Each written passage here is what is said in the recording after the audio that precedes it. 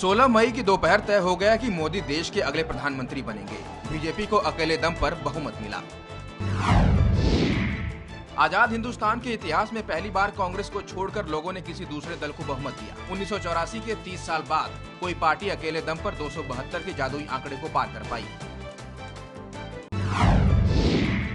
चुनाव नतीजों में बीजेपी की जीत पक्की होने के बाद नरेंद्र मोदी अपनी मां हीराबा से मुलाकात करने पहुंचे। नरेंद्र मोदी ने मां के पैर छुए और हीराबा ने उन्हें तिलक लगाकर आशीर्वाद दिया।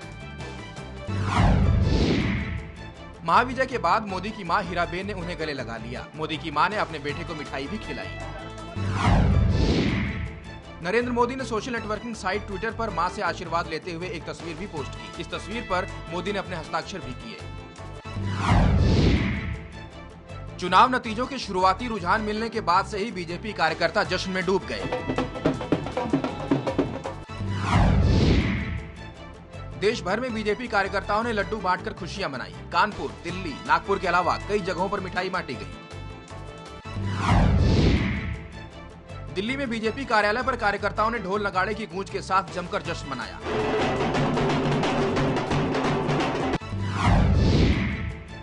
महाविजय के बाद दिल्ली में फूलों की वर्षा की गई और जमकर आतिशबाजी हुई।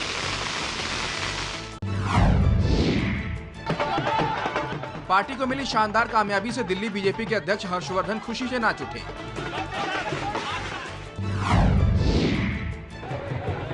बीजेपी के कार्यकर्ता से लेकर दिग्गज नेता सब जश्न मनाने के मूड में नजर आए।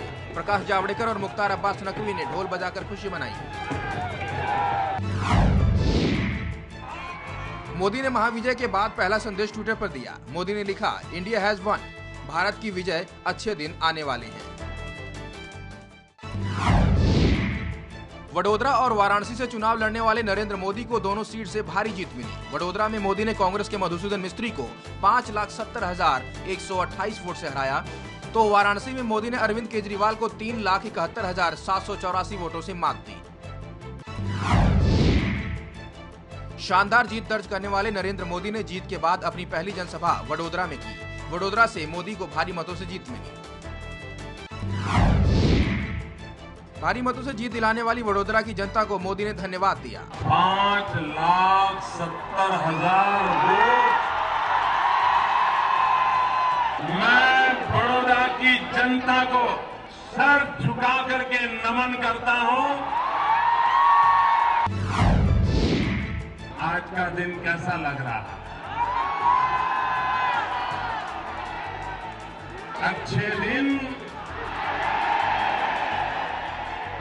अच्छे दिन, वाह! ये पहला चुनाव है जिसका नेतृत्व आजादी के बाद जो पैदा हुए उनके हाथ में था। चाहे कांग्रेस हो चाहे बीजेपी हो। यूट्यूब पर देखिए आप, जिन बच्चों को शायद अभी तो माँ, पप्पा, मम्मी बोलना सिखा था, वो बच्चे भी अब की बार सरकार किसी एक भूभाग की नहीं होती। सरकार आज से तो हिमाचल से लेकर के कन्याकुमारी तक और कच्छ से लेकर के कामरूप तक पूरे हिंदुस्तान की होती है। कोई कटुता के बिना आपके प्यार के भरोसे उस प्यार को भी सच्चे प्यार में कन्वर्ट कर दूंगा। ये मुझे आशीर्वाद दीजिए। सबका साथ, सबका विकास, यही हमारे काम का मंत्र है और ये खोखले शब्द नहीं है। ये हमारा स्पिरिट है, हमारे वर्क कल्चर का डीएनए है। 16 तारीख की शाम 4 बजे नरेंद्र मोदी अहमदाबाद में बीजेपी कार्यालय पहुंचे। अहमदाबाद में हजारों की तादाद में मौजूद कार्यकर्ताओं ने मोदी का स्वागत किया। भाइयों बहनों, तोड़ने की राजनीति का युग समाप्त हो चुका है। आज से जोड़ने की राजनीति का युग प्रारंभ होता है। आपने हम पर जो भरोसा रखा है, उस भरोसे को कभी कोई चोट नहीं पहुंचने देंगे। वक्त गया है, जाने दो, भूल जाओ, जो हुआ हुआ। क्या अब और वक्त बिगाड़ना है क्या? और इंतजार करना है क्या? और रुकना है क्या? आगे बढ़ना है कि नहीं बढ़ना है? तो विकास को जन आंदोलन बनाना पड़ेगा। दुनिया की कोई ताकत नहीं है कि 125 करोड़ के देश को रोक सके भाई। 21वीं सदी हिंदुस्तान की सदी बनाना है, 10 साल चाहिए, ज्यादा नहीं चाहिए दोस्तों, 10 साल चाहिए। ये 125 करोड़ मेरे देशवासी, यही मेरे भारत को बनाएंगे। 125 करोड़ देशवासी एक कदम चलते हैं तो हिंदुस्तान 125 करोड़ कदम आगे बढ़ जाता है। महाविजय पर नरेंद्र मोदी को अमेरिका के राष्ट्रपति बराक ओबामा ने बधाई दी। ओबामा ने फोन कर मोदी को बधाई दी और भारत और अमेरिका के संबंधों पर भी चर्चा की। अमेरिका के राष्ट्रपति बराक ओबामा ने बधाई देने के साथ ही मोदी को अमेरिका आने का न्योता भी दिया। We congratulate Narendra Modi and the BJP on winning a majority of seats in this historic election. Once the government is formed, we look forward to working closely with the Prime Minister and the Cabinet to advance our strong bilateral relationship based on shared democratic values. Pakistan के प्रधानमंत्री नवाज शरीफ ने नरेंद्र मोदी को phone पर जीत की बधाई दी। नवाज शरीफ ने मोदी को पाकिस्तान आने का न्योता भी दिया। महाविजय पर मोदी को दुनिया भर से बधाइयां मिली। श्रीलंका के राष्ट्रपति महिंदा राजपक्षे, ऑस्ट्रेलिया के प्रधानमंत्री टोनी एबॉट और ब्रिटेन के प्रधानमंत्री डेविड कैमरन के अलावा इजराइल के प्रधानमंत्री बेंजामिन नेतान्याहू ने भी मोदी को महाविजय पर बधाई दी। मोदी की महाविजय को शेयर बाजार ने भी सलामी दी। 16 मई यानी शुक्रवार को सेंसेक्स ने पहली बार 25,000 के आंकड़े को छुआ। महाविजय के बाद पहली बार नरेंद्र मोदी दिल्ली पहुंचे। 17 तारीख की सुबह करीब 11:30 बजे मोदी दिल्ली पहुंचे। नरेंद्र मोदी अहमदाबाद से दिल्ली विशेष विमान से आए। अहमदाबाद से निकले मोदी के साथ न तो गुजरात का कोई नेता था और न ही दिल्ली का। दिल्ली में बीजेपी कार्यकर्ताओं और जनता ने मोदी के स्वागत में जबरदस्त तैयारी की। 17 मई की सुबह से ही मोदी के इंतजार में एयरपोर्ट पर बैंड बाजे बज रहे थे। महाविजय के बाद दिल्ली पहुंचने पर मोदी के लिए विजय जुलूस निकलना था, लिहाजा सुरक्षा की जबरदस्त तैयारी थी। दिल्ली में चप्पे चप्पे पर सुरक्षा बलों की तैनाती की गई थी। नरेंद्र मोदी के स्वागत में दिल्ली एयरपोर्ट पहुंचे मोदी समर्थक मोदी के रंग में रंगे नजर आए। दिल्ली एयरपोर्ट पर मोदी समर्थकों ने उनका मुखौटा पहनकर मोदी के लिए नारे लगाए। मोदी के स्वागत में दिल्ली की सड़कों पर एक मोदी समर्थक मोदी के रंग में रंगा नजर आया। पेशे से पेंटर इस शख्स ने अपने स्कूटर से लेकर टी शर्ट तक मोदी के समर्थन में नारे लिखकर अपना स्कूटर चलाते हुए मोदी का स्वागत करने पहुंचा। 3-4 महीने पहले मैंने बीजेपी के पेंटिंग का काम किया था, आचार संहिता से पहले। तो उसके बाद मेरे दिमाग में आया कि मैं इसको पेंट कर लूं। इसको लोग फिर देखा कि बाद में पसंद करने लगे, फिर इसको थोड़ा नए तरीके से और थोड़ा ठीक ठाक से कर दिया। हमको भी उनसे उम्मीद है कुछ ना कुछ तो होगा ही। दिल्ली में महिला समर्थकों और कार्यकर्ताओं ने भी मोदी के स्वागत के लिए खास तैयारी की थी। महिला समर्थक हाथों में फूल लेकर इंतजार करते देखी गई। जैसे आप फिल्म सिटी में देखते हैं सब रेड कारपेट बिछ रहा है, हीरो आता है कोई, ऐसे ही मोदी जी हमारे देश के हीरो हैं और हम उनका दिल से, फूलों से और रेड कारपेट बिछाकर उनका स्वागत करेंगे। गाजियाबाद से आए इस बीजेपी कार्यकर्ता ने मोदी के लिए खास तरीके से फूलों की बारिश करने का इंतजाम किया था। इस कार्यकर्ता ने 500 किलो फूल तैयार रखे थे। 3 मूर्ति गोल चौराहे से 11 अशोक रोड तक इस पुष्प वर्षा को कर रहे हैं गुलाब की। हमारे भावी प्रधानमंत्री नरेंद्र मोदी जी के लिए कम से कम 500 किलो फूल की पुष्प वर्षा करेंगे हम लोग। मोदी के दिल्ली आने पर बीजेपी दफ्तर में जमकर पटाखे फूटे।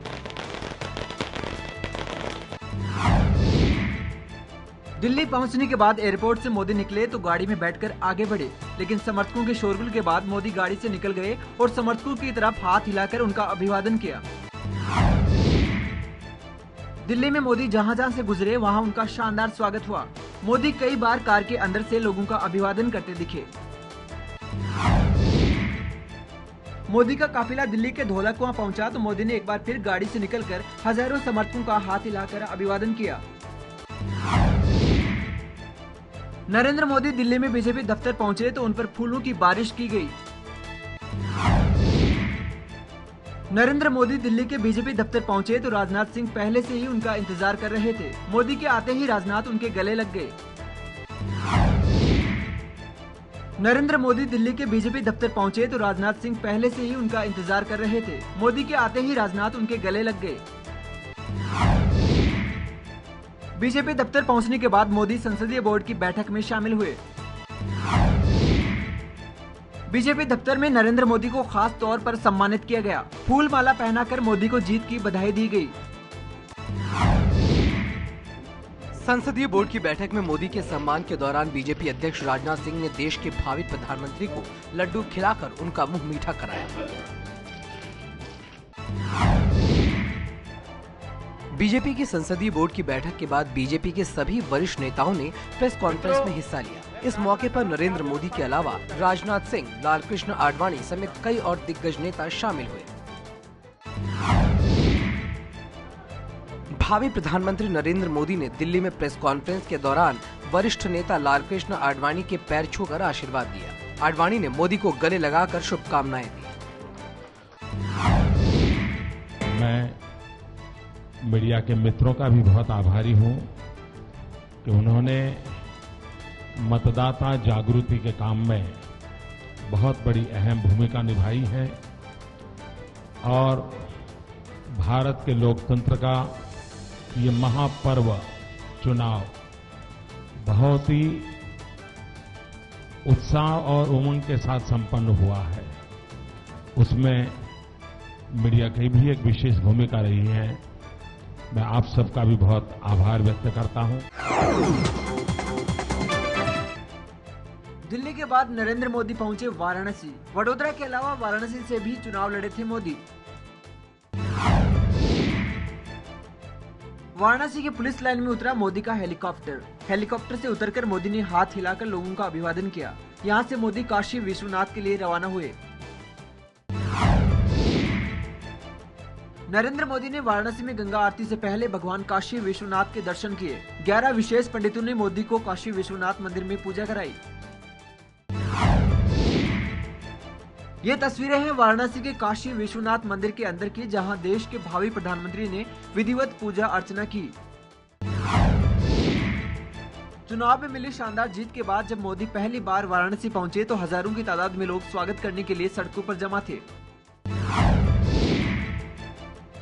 काशी विश्वनाथ मंदिर में पूजा अर्चना करने के बाद देश के भावी प्रधानमंत्री नरेंद्र मोदी वाराणसी के दशाश्वमेध घाट पर गंगा आरती में भी शामिल हुए।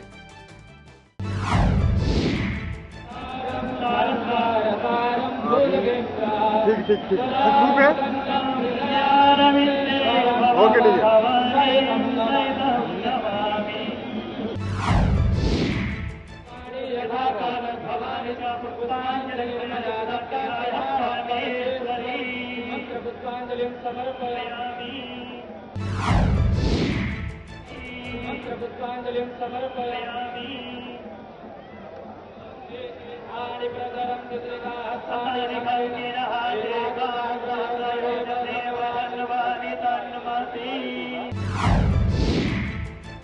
वाराणसी से दशाश्वमेध घाट पर गंगा आरती के बाद नरेंद्र मोदी ने कहा कि जो बिना मांगे परोसे उसे मां कहते हैं। मुझे बनारस की जनता से मांगने का भी सौभाग्य नहीं मिला।